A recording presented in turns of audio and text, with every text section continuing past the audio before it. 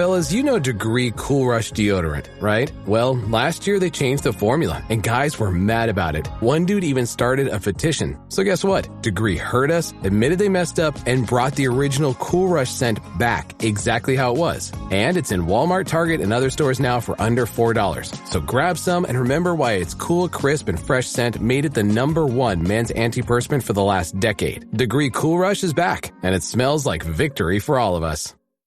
Auto insurance can all seem the same until it comes time to use it. So don't get stuck paying more for less coverage. Switch to USAA Auto Insurance and you could start saving money in no time. Get a quote today. Restrictions apply. USAA. I think you're on mute. Workday starting to sound the same? I think you're on mute. Find something that sounds better for your career on LinkedIn. With LinkedIn Job Collections, you can browse curated collections by relevant industries and benefits, like flex PTO or hybrid workplaces, so you can find the right job for you. Get started at linkedin.com/jobs. Finding where you fit. LinkedIn knows how. From the Fifth Quarter Studio in Madison, Wisconsin, you're listening to High School Hoops with your hosts, Steve Collins and Jake Steger. All right, welcome to High School Hoops, episode 112. Today we're going to talk about the 3-2 offense, not the offense, defense, 3-2 defense. That won't be edited out either because my editor's fired. Not really. I don't have an editor. So you would fire yourself. I'd fire myself at this point. Before we jump in, I'd like to do a big shout out to our two sponsors. First of all, Dr. Dish, the best shooting machine on the market. Easy to set down. I think my record is 18 seconds. I think I've said that before, setting it up in like 18 seconds. It's amazing. So it's easy to take up, down. It's the COVID machine. You need to get one. Mention High School Hoops and Coach Unplugged. You get $350 off. Then also go over and check out teachhoops.com for coaches who want to get better. You haven't seen my roadmap. Like I did a coaching roadmap. I'm so proud of it. I'll send it to you. Well, I wish I had those type of times in my hand. I have 2 children at home, and I'm trying to figure out my life right now. I know. I did a preseason, in-season, out-of-season checklist. It's like 15 pages. It's awesome. But anyway, go over and check out teachhoops.com. I'm so proud of you that you're utilizing your time wisely. I'm not. I'm feeling like I didn't, but I think I did. I mean, I got enough podcasts for Coach Unplugged to last me like 4 months, 5 months. That's awesome. No, the problem is these coaches were on in like April and they're emailing me like, are you going to use my podcast? It's like, yes, I'm just going in order. So I did so many. Well, that's good. Like, I said, you got to remember, I'm putting 7 out a week. So it's like, it's going to take some time, but you'll get there. Trust me. That's awesome. Yeah. All right. So 3-2. What are we talking about with the 3-2 today? Advantages? Yeah, like the why. The why. Okay. And so forth. My thing always with the 3-2, I always think the 3-2 is a zone that often teams don't run, and it gets teams off guard usually because they don't. And it's weird because there's so many stunts out of the initial, but then when it gets below the free throw, when it gets low, it looks like a 2-3 again. Right. So I think that's an advantage that not a lot of people, the tweaks on it when you run it well is really good, and it kind of some of those. Yeah, I 3-2 is my favorite zone for so many reasons. The high post is gone. Yes. Which I don't know if it's as big a deal as it used to be, because I don't know if people are running 3-3s a high post like they used to. I don't think a lot of people are high post shooters either. It's either the 3 or the layup. So I like that it can be used to slow down a game, but it also can be used to increase the game if you use trapping. So it's very flexible. The other thing I like that it fits well with many other zone presses, especially with a 2 back front. Oh, I do like that. Yeah, I didn't even think about that one. You're right. So especially at your freshman, younger levels to take and you can really do a lot with it from going from a 2-2-1 or a 2-1-2 zone pressure or a 1-2-2.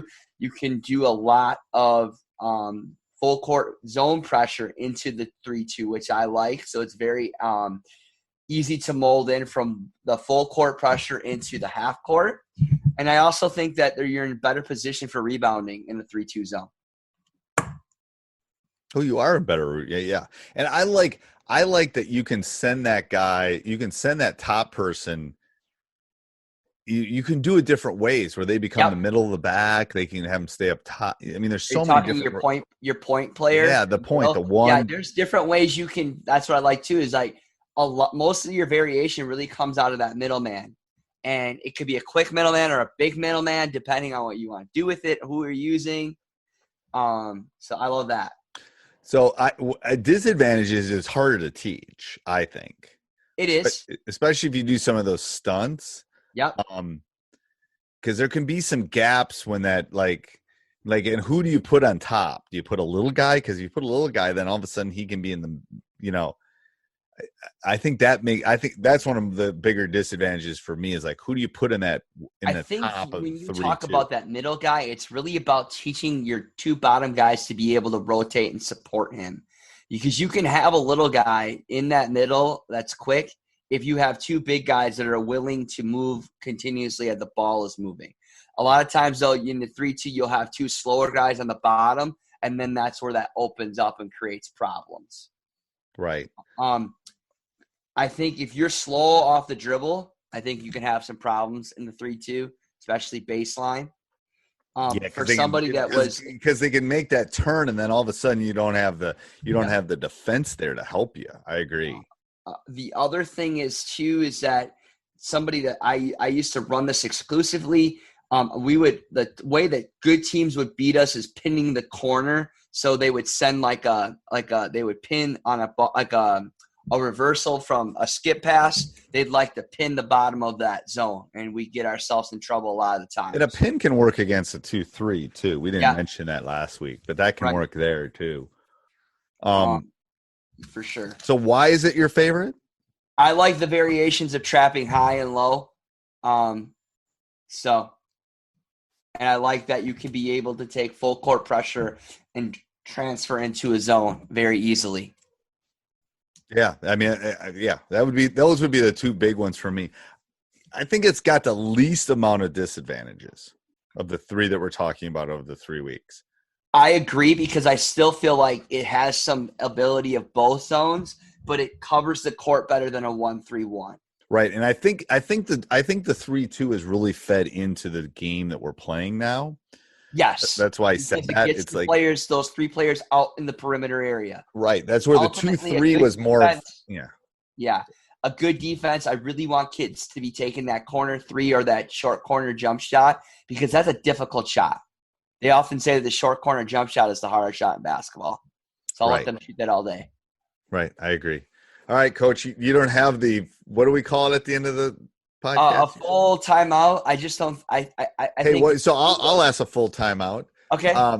What do you think the chances are for the Bucks next year? To keep Giannis? Yes. Well, that's the only question that matters. That would be good. I don't know. I think I've been watching the games, and it makes me nervous because I don't know if they're going to make it to the finals. Right. I think if they don't make it to the finals, they lose him. I do too. I don't think he's just he's so good. He is so good. And he's so marketable too. He's just, he's global. He's a freak. Right. We're giving him Wisconsin. I'm going to offer Governor Evers. We're just going to give Giannis Wisconsin. I think he truly loves playing here. I think he's committed here. But I don't know. And then we have new owners. We have new owners that will pay him, I think. I think so too. And does the global thing matter as much as it used to? I don't know if it does. I don't know either. I think if you're in LA or New York, it used to be you had to be in one of those. I don't think that's the case anymore. I don't think so either, but I also think that Giannis, in my opinion, for anybody that watches basketball, he just has a really good demeanor on him. I think he's well-liked. He's a great role model. He's great for our community in Milwaukee, having somebody at that caliber for kids to look up to. During the whole Black Lives Matter, he was on the streets protesting with other players. He's not superly outspoken. He's just a great person. I love that he plays hard. He's constantly I don't know. It's those kind of players you just want to build a whole community around. And he needs to start getting the LeBron Michael calls. That's all. That's what I'm going to leave it with. He doesn't get those calls, and he needs to. And people need to quit flopping on him, or he's going to get hurt. So stop it. I know. Out of all those players, Giannis doesn't get the calls like LeBron and Michael did. Giannis he's a two-time MVP. Come on. Defensive Player of the Year this year. I know. All right. Until next week. Oops. I got to pause it. Hey, Coach. Nothing better than sitting in an empty gym, nice and quiet. I hope you enjoyed the video. Let me know how I can help in any way. My contact stuff will be down below. Make sure you subscribe and leave a thumbs up. We love those. If you want to take your coaching to the next level, 30 years plus experiences, a bunch of state championships, let me help you do that over at teachhoops.com for coaches who want to get better. Thanks for watching. This podcast is part of the Sports Social Podcast Network.